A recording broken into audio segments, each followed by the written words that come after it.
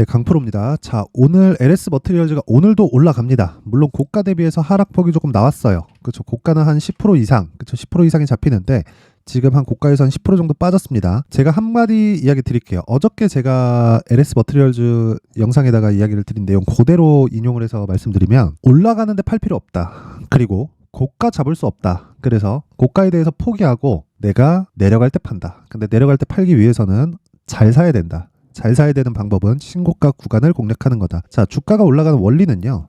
앞에 좋을 부분을 반영해서 주가가 올라가는 겁니다. 자, 그러면 앞에 좋을 부분을 반영해서 올라가는 거기 때문에 흔히 뭐 가치 투자라고 하죠. 지금 주식이 싸다. 그렇죠? 이런 게 아니라는 거예요. 그렇죠?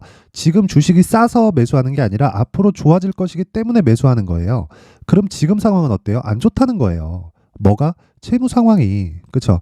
이 채무 상황이 LS전선이라는 그 굵직한 이 기업을, 그쵸?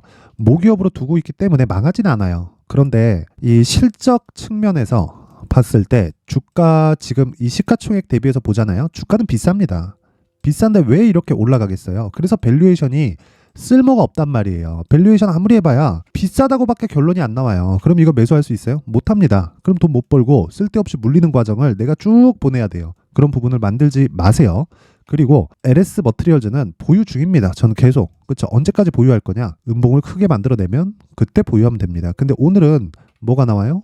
음봉이 나오고 있죠. 그렇죠? 그러면 상승할 때 음봉이 나오는, 그렇죠? 매도해도 되지만 그냥 하루 더 봐도 되는 겁니다. 왜? 충분한 수익이 확보가 돼 있기 때문에. 저는 이 구간에서 정확하게 매수를 했고요. 그리고 시가에 공략을 했기 때문에 기본적으로 수익이 충분히 확보가 돼 있습니다. 고가에서 수익을 다 먹으려고 할 때 문제가 생기는 겁니다. 이 부분 반드시 기억하시고요. 그리고 다 먹으려는 생각을 내가 딱 버렸을 때부터 정말 다른 세상이 열립니다. 그 부분도 반드시 기억하시길 바랍니다. 그리고 제가 위에다가 에코프로 BM에 대한 차트를 올려놨는데 기본적으로 그쵸? LS 머티리얼즈도 배터리 관련된 종목이라고 볼 수 있죠. 그쵸? 울트라 캐퍼시터. 근데 울트라 캐퍼시터에 대한 부분, 요게 2차 전지에 포함되는 그 내용들 아무리 해봐야 양극재만큼의 영향력을 가질 수 없습니다. 그렇죠? 양극재만큼의 영향력을 가질 수 없기 때문에 기본적으로 에코프로 BM의 움직임을 중요하게 여겨야 돼요. 왜 그러냐면 2차 전지 소재, 부품 모두 다 포함해서 어디랑 영향을 받느냐? 양극재 관련된 주식의 시세하고 영향을 받습니다. 이 부분 반드시 기억하시고, 근데 굳이 제가 에코프로 BM을 이야기를 드리는 건 에코프로 BM은 이미 프리미엄이 다 빠졌고요. 추가적으로 44조 원의 수주 공시가 나왔습니다. 그러면 그럴수록 그렇죠. 여기 새로운 그 캐퍼시터에 같은 그 부분, 그렇죠. 부품에 대한 부분도 당연히 시세 적용이 될 수밖에 없고 그런 부분이 작용해서 주가가 올라가는 거다. 물론 시장에 대한 영향도 있지만 한 가지 내용이 딱 중요하다 그랬죠. 가격을 얼마에 잡는지에 따라서 내가 보유 여부가 결정이 된다. 자, 반대로 예를 한번 들어볼게요. 에코프로 BM이 58만 원까지 올라갔는데 에코프로 BM이 앞으로 이렇게 제가 말씀드릴게요. 올해 생산할 수 있는 총 능력이 17만 톤입니다. 17만 톤. 근데 이게 27년까지 71만 톤으로 4배 증가를 해요. 그쵸? 4배 증가를 하는데 내가 성장은 확정이 되어 있는 거예요. 근데 내가 58만 원에 샀어요. 그럼 지금 마음이 편할까요? 나 3년 뒤에 볼 거야. 그래서 마음 편할까요? 안 편하단 말이에요. 그쵸? 아무리 내가 분할 매수해서 여기 사고 여기 산다고 하더라도 평균 단가 한 이쯤 딱 잡혀 있잖아요. 그럼 40% 올라와야 돼요. 40% 올라와야 내 본전에 온다. 여기 딱 오면 내가 무서워서 못 삽니다. 올라갈 걸 알아도. 그쵸? 근데 지금 LS 머티리얼즈 같은 경우에는요. 그쵸? 신규 매수 자리는 아니다. 근데 보유는 해도 된다. 그렇죠? 하지만 떨어졌을 때는 다시 매수 구간으로 잡아야 된다. 그 기준이 되는 것 에코프로 BM을 기준에서 봐야 된다. 이게 2차 전지 전체 경기를 그쵸? 가늠하는 가늠좌이기 때문에 그렇습니다. 그쵸? 그러면 그 LS 머티리얼즈를 얼마에 매수해야 되는지 그리고 어느 정도 보유 기간으로 설정을 해야 되는지 그 부분이 중요할 텐데 그 부분을 이야기 드리기 전에 제가 강프로의 이 무료 소통방에 대해서 안내를 드리도록 하겠습니다. 자, 우선 소통방은 무료로 진행을 하고 있고요. 그리고 지금까지 강조를 드렸죠. 신고가 구간. 저는 신고가 구간에서만 매매를 한다고 이야기를 드렸죠. 에코프로 머티 같은 경우에도 마찬가지입니다.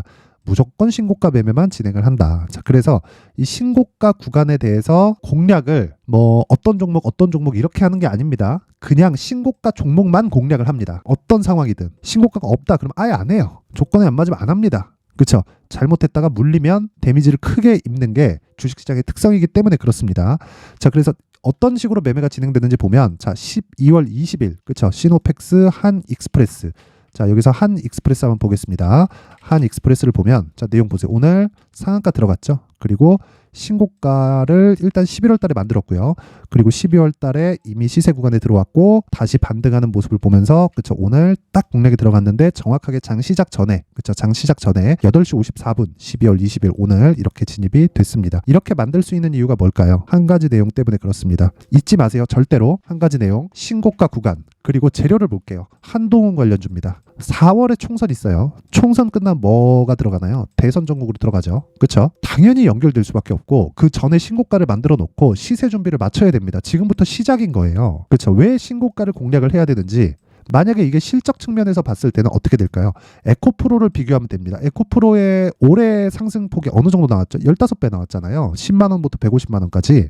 자, 근데 생각해 보세요. 150만 원까지 올라가는 과정에서 무슨 일이 생겼을까요? 실적은 떨어졌습니다. 근데 22년도에 실적 확인을 한 거예요. 앞으로 성장폭은 있죠. 그쵸? 광기가 더해져서 150만 원까지 올라간 거다. 근데 내가 그걸 막 80만 원에 사고 90만 원에 사고 100만 원에 샀으면 내가 과연 이 150에서 막 120, 130까지 후루룩 떨어지는 그 과정에서 손해봤다는 느낌이 안 들까? 그쵸? 수익을 보고 나올지라도 못내 아쉬워서 또 물리게 됩니다. 그런 부분을 만들지 않으려면 신고가에 대한 이해가 필요하고 시세가 나오는 첫 번째 구간을 무조건 공략을 해야 됩니다. 그 부분을 절대 잊으시면 안 됩니다. 그래서 자, 한익스프레스 같은 경우에는 이미 신고가를 만들었고, 그리고 나서 이 매물 소화 과정, 그리고 나서 다시 상승, 돌파 구간에서 정확하게 공략이 들어간 겁니다. 자, 돌파 시점 그리고 공략 시점은 8시 54분 장 시작 전. 장 시작 전에, 그쵸, 시세를 확인하지도 않고 제가 매수할 수 있었던 이유는 호가가 뜨죠. 그쵸? 갭상승에 대한 어느 정도의 확신이 씁니다. 그쵸? 그랬을 때 신고가 이후의 돌파 구간, 그래서 공략을 한 겁니다. 이런 부분을 이해하려면 당연히 뭘 해야 돼요? 신고가 구간에 대한 이해가 필요하다.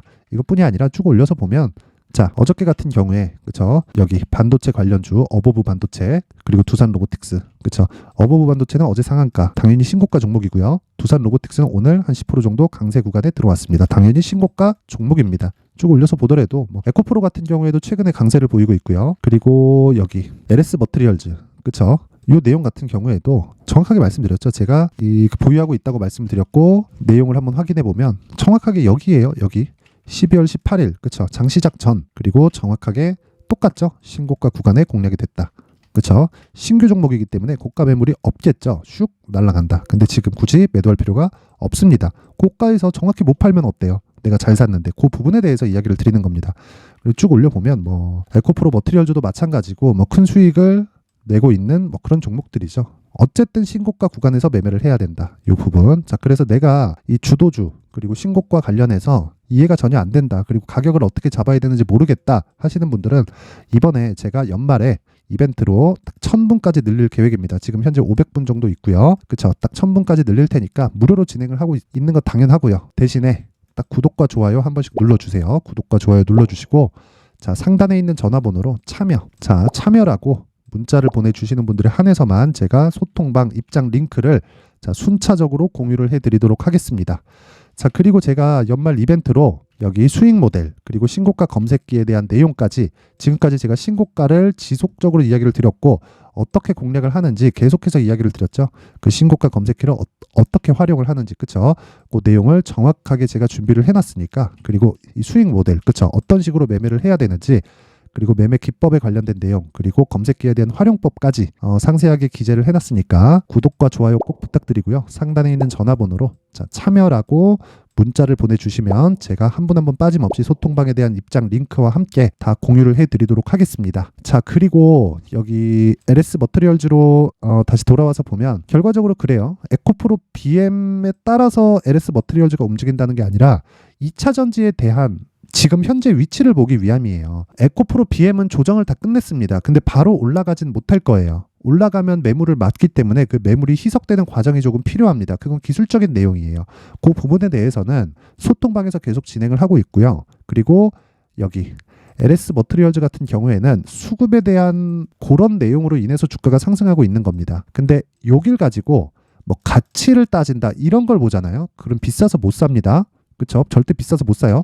LS 머트리얼즈 지금 시가총액이 3조 1,600억이에요. 지금 가격 대비해서. 근데 실적 어때요?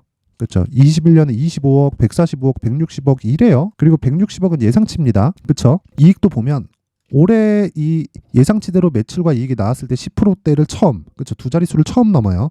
근데 시가총액이 3조다?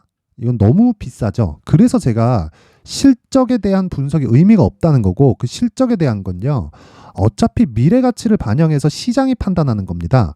그렇죠. 그 시장의 판단이 뭐예요? 신고가입니다. 신고가. 근데 이미 시세 구간에 들어왔고 지금은 내가 신규를 고려하고 있다. 그렇죠. 그러면 즉시 매수하는 게 아니라 가격대를 기다리고요. 보유하고 있다. 그러면 얼마에 매수하는지에 따라서 다르지만 굳이 지금 매도할 필요는 없다. 고가에서 어느 정도 매물이 나오는 건 당연하다. 아니 차익 매물 나올 수 있잖아요. 이거 너무 당연한 거예요. 그렇죠. 그래서 내가 지금 중요한 건 어느 정도 기간에 맞춰서 보유를 할 건지, 그리고 그 보유하는 과정에서 필요한 가격대, 그렇죠. 그 가격대를 얼마로 잡을 건지, 그 내용이 진짜 중요한 건데, 그 내용을 제가 모든 분들이 이해하기 쉽게 LS 머트리얼즈의 가격 그리고 단기 보유 전략으로 준비를 해놨습니다. 자, 요 내용은 제가 20페이지에 걸쳐서 아주 상세하게 준비를 해놨는데, 요거를요 제가 영상에서 이야기를 드릴 수도 있어요. 근데 영상에서 이야기를 드리면 너무 긴 이야기가 될 수도 있고 편집이 너무 어렵습니다. 그래서 제가 요 내용으로 딱 준비를 해놨으니까 구독과 좋아요, 그렇죠? 구독과 좋아요 부탁드리고요. 상단에 있는 전화번호로 숫자 3, 자 숫자 3이라고 문자를 보내주시면 얼마에 팔아야 되는지, 그리고 어느 정도 보유 기간을 가져가야 되는 건지, 그리고 에코프로 BM에 대한 가격 기준치는 어떻게 잡아야 되는 건지, 그리고 신고가 매매를 어떻게 해야 되는 건지, 그 내용에 대해서 제가 상세하게, 그쵸, 20페이지에 걸쳐서 내용을 상세하게 준비를 해놨으니까 구독과 좋아요 꼭 부탁드리고요. 상단에 있는 전화번호로 숫자 3이라고 문자 보내주시면 제가 가격과 단기 보유 전략을 공유를 해드리도록 하겠습니다. 자, 그리고 제가 지금까지 강조드린 게 신고가입니다. 그쵸. 왜 신고가를 계속해서 강조드렸는지 이해를 하셨으면 좋겠고, 그 부분을 확실하게 이해를 시켜드리고자 제가 연말 그리고 연초에 신고가 종목을 어떻게 잡아야 되는지, 그쵸, 그 부분을 제가 내용 준비를 해놨으니까 영상 끝까지 시청하시고요. 모든 분들이 성공 투자하셨으면 좋겠습니다. 자, 제가 항상 신고가 종목에 대해서 강조를 드립니다. 자, 신고가 종목에 대해서 강조를 드리는 건 크게 시세가 발생하는 대시세 종목은 모두 신고가 구간을 거쳐서 발생하기 때문에 그렇습니다. 시장은요, 좋을 때도 있고 나쁠 때도 있어요. 그런데 대시세 종목은요, 시장이 좋든 나쁘든 그 숫자의 차이가 있을 뿐이고요. 매년 발생을 합니다. 올해 같은 경우에도 마찬가지예요. 23년이죠.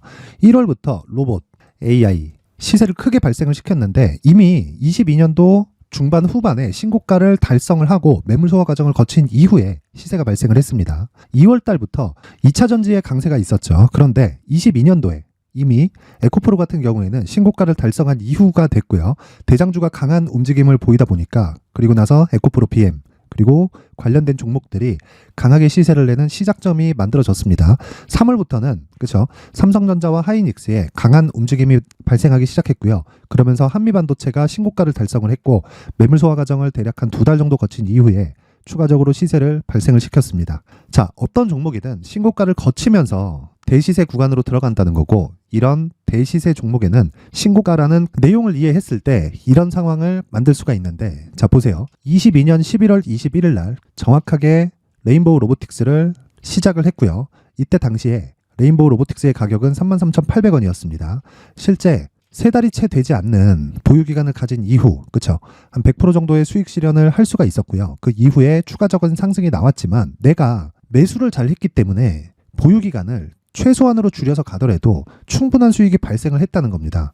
언제든지 저가를 잡을 수 없고 고가를 잡을 수 없기 때문에 내가 강조를 해야 되는 건 신고가 이후에 매수하는 구간, 그리고 첫 번째 수익 구간만 먹더라도 다음 종목으로 이동을 할 수 있다는 거죠. 실제 그리고 나서 3월 달에 반도체 종목에 대해서 계속해서 제가 강조를 드렸었고, 그런 이후에 매물 소화 과정을 거치고 5월 달부터 반도체 공략을 시작한 결과, 그쵸, 3달이 채 되지 않아서 ISC 그리고 한미 반도체까지 100%에 달하는 수익 실현에 성공을 했습니다.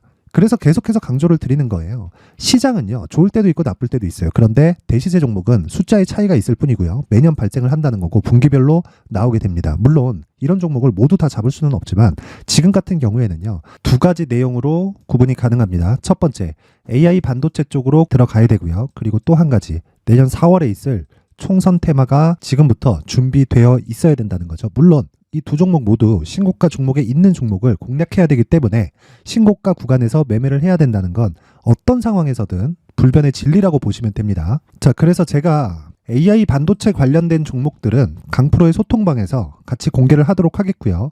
4월 달에 있을 총선을 대비한 대시세 종목은요, 이렇게 준비를 해왔습니다. 자, 내용을 한번 보시면, 그쵸? 큰 폭의 하락을 거친 이후에 장기간 횡보 구간을 거쳤고, 그리고 최근에 들어서 신고가를 만들어냈죠. 이후에 추가적으로 상승이 나오는 구간을 만들기 위해서 눌림목 구간에 있는 그런 상황이고요. 지금은 매집 구간에 있다고 보시면 됩니다.